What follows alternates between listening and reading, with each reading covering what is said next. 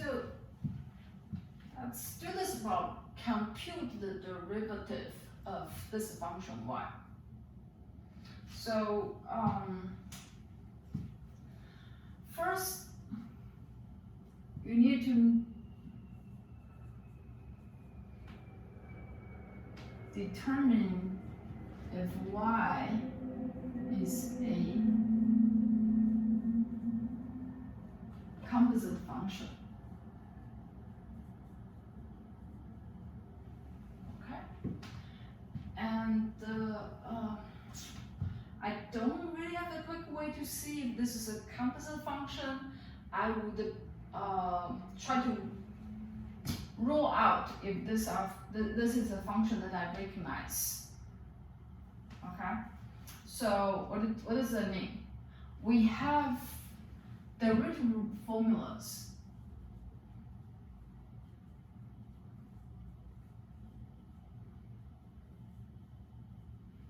for trig functions, right? For power function as well as constant. So constant is the special case for power function, and then we have exponential function, and we have Ln. Okay, so first we check if it's any of this times a constant, or the summation of subtraction of these functions. Okay, so for example, if I have 3e to the x plus 2 sine x, then this is basically a function you get from adding up these fundamental functions, okay, or subtracting, okay, or you can have functions that you get by taking product, multiply two functions together, or you can get a function by doing it's not a good function, I don't like it, by doing division, okay? Or you can get fancy, you can say, okay, I first add up two functions, then I take division, okay? So I would first check whether I see a function that's obtained through subtraction, addition, or multiplication, or division. Okay, so with this in this category, so plus, minus, multiple, and division. Is it like any of this coming from here? Okay.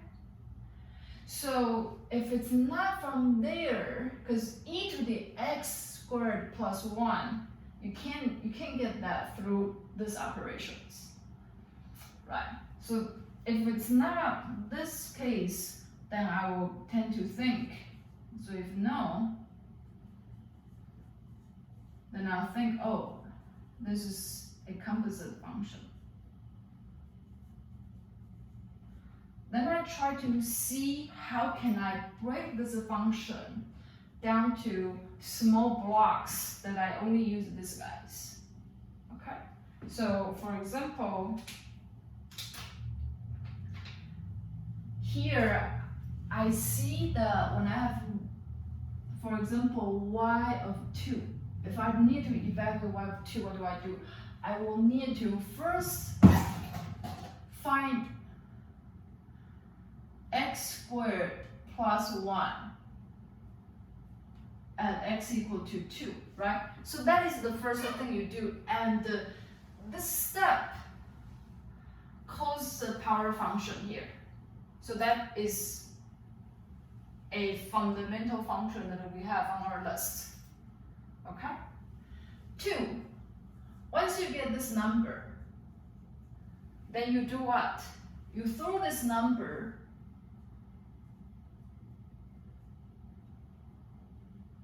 into the exponential function.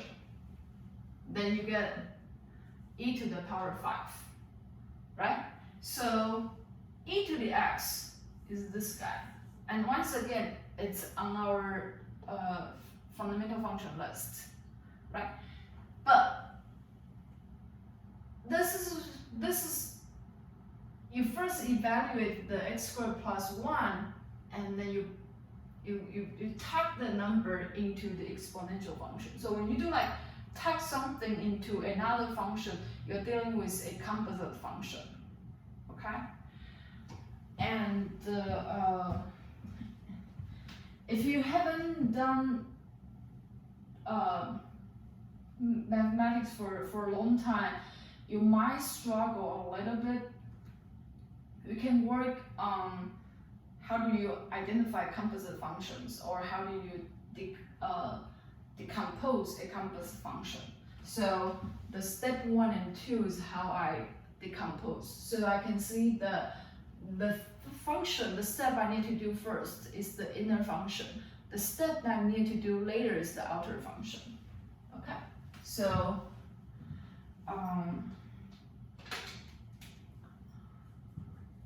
if yes, then you decompose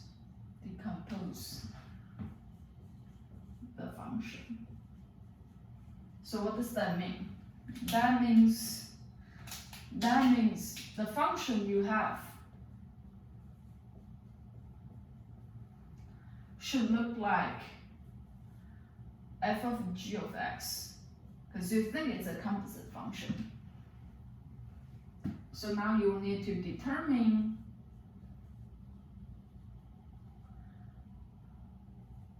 what is the outer function. So that's called f of u. And what is your inner function? That is g of x. Okay? So in this example, you can see that whatever I need to do first would be my inner function. This is what I need to do first. So here I have u being x squared plus 1.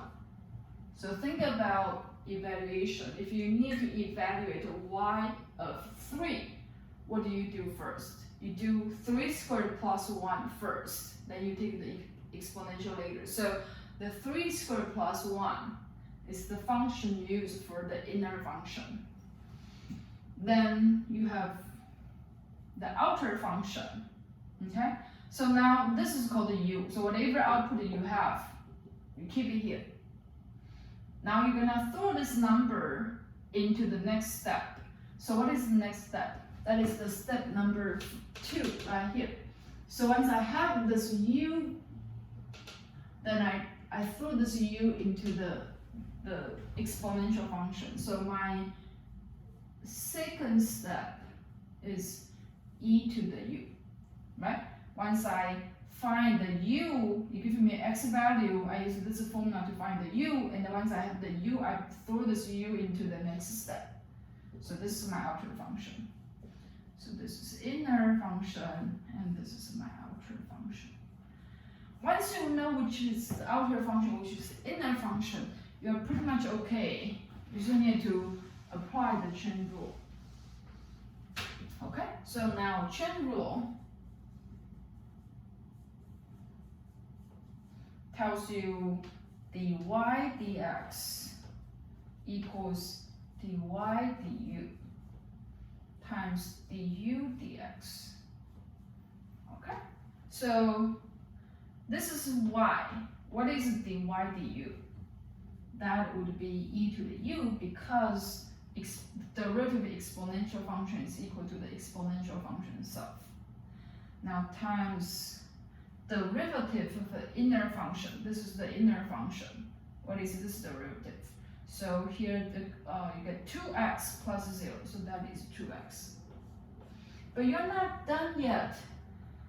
after you apply the chain rule, you need to make sure you convert the u back into the x. So the u is x squared plus 1. So therefore you have e to the x squared plus 1 and times 2x. Okay. I personally like to write the 2x in the front. So this is my personal choice. That's how I do it.